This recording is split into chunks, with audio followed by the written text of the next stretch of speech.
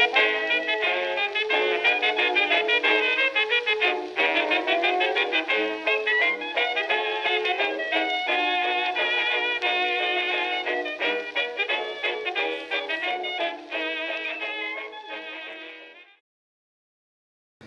and welcome to the Old Garage number 46. I'm Wild Bill, and we got a couple of questions, literally, and also got some silliness and a really cool shout out that some of you may have noticed from the recent poll I did on the community page.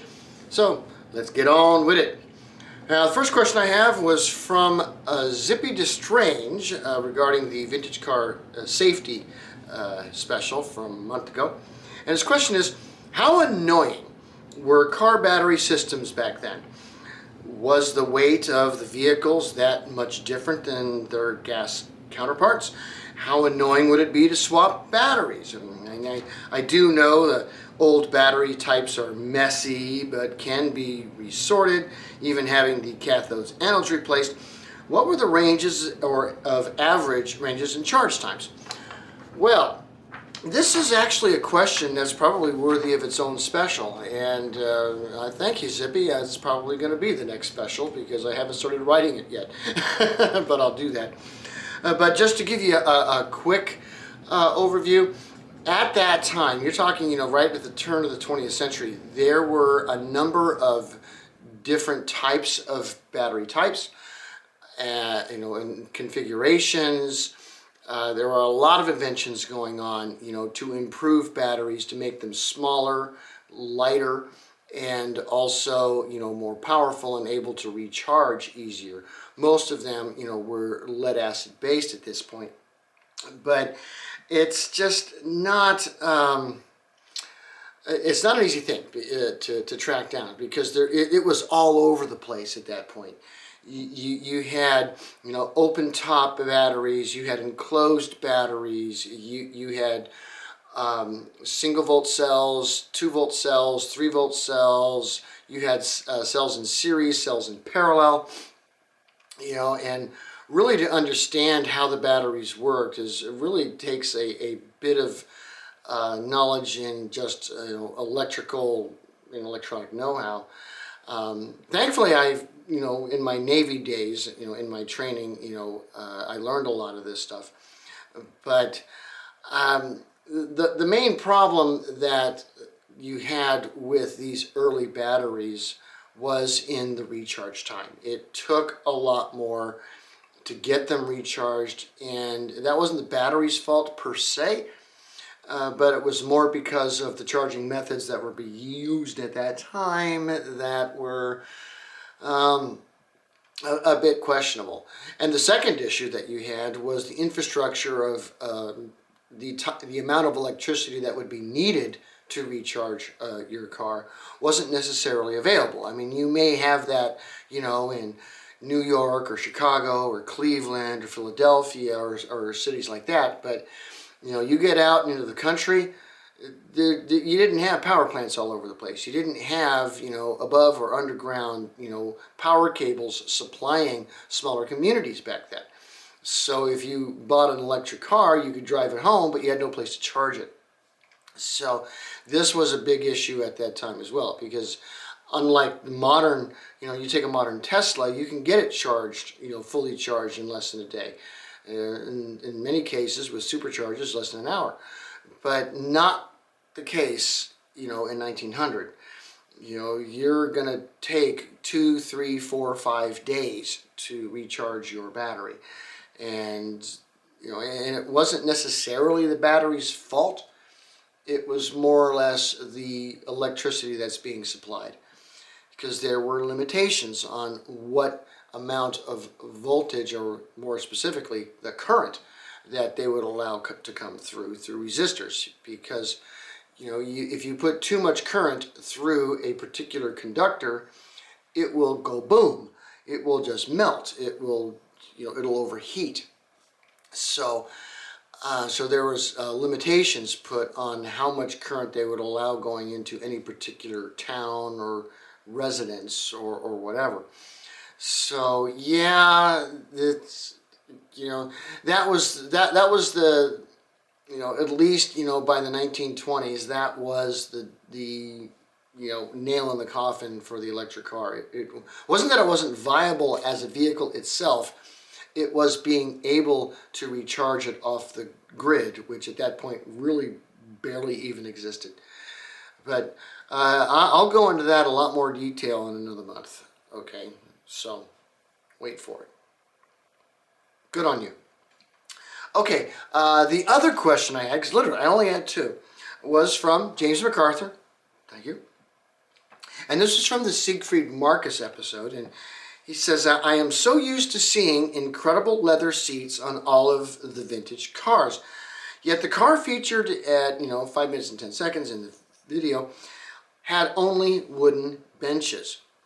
Which was more common, and what other things were seats made of out of this era?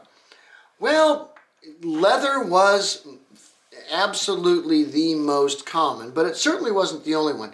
And you're going to need to go to America and Australia primarily to see other stuff being used, because again, Britain and Europe had roads. Okay, so they were able to build cars with more creature comforts in mind, whereas in America, Australia, and Canada, you had folks that had to build cars with just being able to survive in mind. And so this is where you get the buckboard, which is where you have that bare wooden seat that it in itself is on springs, and so you can gather some sort of comfort. But there were a number of other seats being made, again, primarily in the New World, that were of canvas and other cloth. That wasn't uncommon to do. Although, of course, in the U.S. and Canada and Australia, there were certainly leather seats, and there were a few makes, like Trojan and others, that did went away from leather. But that's what you're mostly going to see is going to be the leather, and unless you're in these countries that forgot to build roads, the where putting leather on them. I mean, they couldn't even put a body on the car, much less leather seats. But also keep in mind that even with that, leather is still at that time a very common thing. I mean, today we think leather, ooh, yeah, whoa, you've got leather, ooh, that's nice.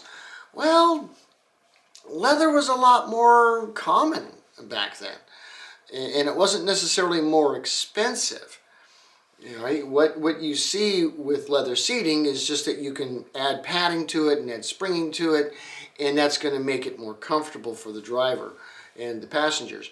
But if you're building a vehicle that's going to go on non-existent roads that are just going to bounce you all over the place, well, what's the point?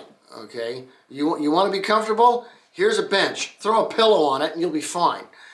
And that really was a mindset back then, and as well as just having your portable foot warmers and such. I mean, that's just it's a creature comfort that it's on you.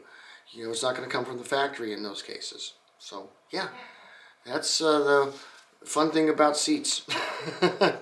Now, heated seats didn't come out till 1914, but I already did an episode on that, so you can go check that out. Okay, silliness is next, and okay. I mean, obviously I have a car history channel, you're watching it, and I watch other car history channels. Many of them are very good. Many of them are okay, and some of them are downright awful. And so for my silliness today, I'm going to do my personal top 5 things that car history channels do that absolutely annoy me. Now, at number 5 is RoboVoice. Now, this is not a deal maker for me, or breaker for me, rather. Okay, I mean, if you're using RoboVoice, I get it. There's a lot of people that start a YouTube channel and they're just maybe a bit self-conscious about using their own voice on it, and will select a RoboVoice of some sort of quality. But the thing is, you can always tell, especially in automotive history, where you're having to pronounce names or places that are in other languages, and the RoboVoice says, and here in La Jolla, which is supposed to be La Jolla in San Diego, yeah, it's always obvious when there's a RoboVoice. That's not necessarily a deal breaker for me. I mean, if the rest of the channel is good, I'm okay with that. I'll let it slide, but I don't like RoboVoice. I mean, I don't. So there you go. Number 4. And again, not necessarily a deal breaker, but it's like, and that is that we never see the creator. We never see the narrator. Okay? And this, I think, has that same self-conscious situation going on with folks that, I don't want my voice, I don't want my face being seen. Some of them may think that, if I'm on YouTube, the world's going to see me, and I'm going to get terrorists showing up at my door or something like that. I mean, I don't know. But, the thing is if you use your own voice, even if you stutter and have a lisp, I mean, it doesn't matter to me. And if I can see your face with that, at least at some point in the video, and know that, hey, this is a real person that's doing a real channel, I respect that far more than I respect, if I even respect, the RoboVoice and never see the person. But again, these aren't deal killers for me. I mean, there are still some good channels out there that do exactly those two things and give some good information that's definitely worth listening to, and I'll listen to it. The next 3 are the deal killers. And typically, the channels that don't do the first 2 are going to do the rest of these 3. That do the rest of, that do, no, they do use the RoboVoice, you never see their face. Most of the time, not all the time, but most of the time, they're going to be guilty of the next 3. And here's number 3. Excessive animation and graphics. Look, I'm not 14 years old. I'm a grown adult. I don't need these ridiculously silly looking animated things or these graphics put on to point to stuff, just to make it flashy. And no, just don't do that. Okay? All right? If you're going to make it a channel about automotive history, first of all, it's for adults. It's not for kids. Because kids don't care about that. You want to make it for adults. And the adults, at least the ones I know that actually are adults and act like adults, don't want to see cheesy animation and a bunch of graphics all over the place. It's distractive, and it takes away from what you're actually trying to do, which is give the content and to educate. Because if you're talking about history, you're educating, all right? As well as entertaining. Yes, there's an entertainment value there, but you're educating, okay? So, educate. Don't animate. Sorry. End rant. Number 2. This will definitely turn me off, and you'll never get a shout out on my channel for this. And that's your clickbait thumbnails. Oh my word! Put a picture of Gottlieb Daimler up and say, "Who really invented the car?" Frankly, that's and there's other things, clickbaiting it, so that what's in the thumbnail and what's actually on the channel, and on that episode, don't even match up. You're just trying to get people in to watch mediocrity, and usually that's got a bunch of animations, and it's RoboVoice, and you don't see the person in it. Okay, there's a connection there,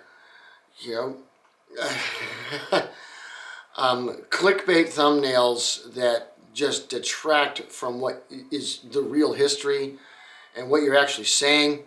You're going to get me mad. 100% of the time, and definitely I'm not subscribing and I'm not liking it. In fact, I've been known to give a dislike here and there for that sort of thing. But it's not as bad as number one. My number one, oh my word, I will go off on your channel. I'll even comment on your channel. You know, I'll give it a dislike and tell you why. And that's bad research. There are so many channels that are startup channels or whatnot. Say, hey, let's get into old cars, and all they do is copy paste Wikipedia, which is not a reliable source. I mean, it's a good place to start, but you can't finish there, because I mean, you can look at any of my videos, and there's a whole lot more information on my channel, on any one of the people I talk about, than you'll even find on Wikipedia. In fact, there's a few episodes that you can't find anything on Wikipedia. They don't even have entries about them. But to just take whatever's there, do a quick edit, stick it into your robo voice, put in a bunch of graphics, a bunch of animations, put in a clickbait thumbnail, and call yourself a automotive history channel, you're not going to get my fandom. You're going to get my ire. And I have given my ire to a few of these. I'm not going to mention who they are. I haven't mentioned any channels, in the process of this. But beware, when you get, the robo voice and you never see a face, okay, well, listen carefully. Maybe they're actually good and just a bit camera shy. But once you see the animations and you see, the clickbait thumbnail and then, what's being said is just, that don't waste your time. Don't subscribe and like. You can subscribe and like to this channel if you'd like. I mean, I'd like that, because I don't do any of that stuff. Okay, but those are my top 5 pet peeves with automotive history channels. Anyhow, we got a shout out. You're going to like this. And this was one of the channels. I haven't shouted them out yet, but they deserve it.